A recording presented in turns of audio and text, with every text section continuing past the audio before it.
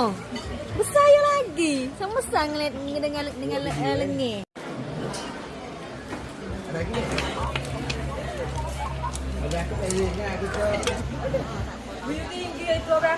Adik makan gapo tu? Oh, be, makan king kerek be.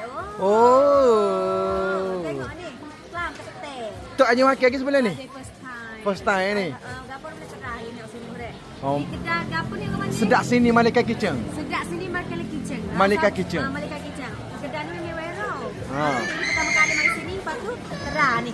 Oh, king krek, kaki king krek. Kaki king krek ni. Bapok. Oh, tapok yo. Bapok. Bapok. Bapok besar. Kita nak koyak dia lah. Koyak ah. Kita nak gerak sini. Ini boleh nayel. Ha? Ini boleh nayel. Tak boleh nak bu. Tengok beg ni sebab tadi. Gerak dulu jom. Gerak dulu. Tengok bayar sini. Kuat ah. Okey, lepas tu tu dia pandai sangat. Saja, kat kulit. Jangan tu kali isi baru comel isi. Tu, kat kulit. Ujung dia ya. Ujung dia. Oh, tu dia. Jadi kat kita tolong koyak jangan koyak kita tak biasa. Tu dia. Buka isi dia. Okey. Ni be. Oh, siyo takut naya be. Oh. Soyok tapi tak apalah. Soyok apa? King krek juga. Tapi soyok pejangok juga be.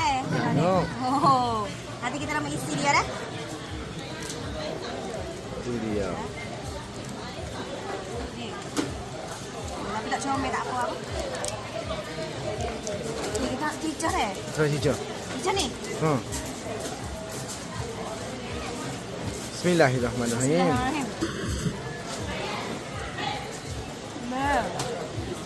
Sedap be. Sedap. Oh, nak terang saya wak. Terang deh. Mari makan king crab.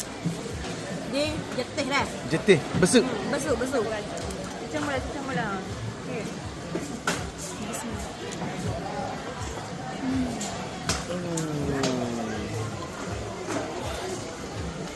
Pak tak nyawa dah makan.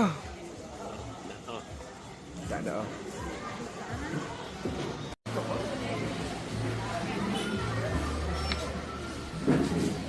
Comel tak pun dia tak bau tak gak kan bu.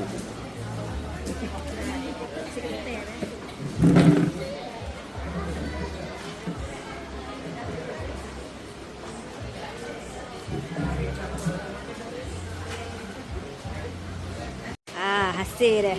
Kau tak ada janguk. Ni yak kucah lah.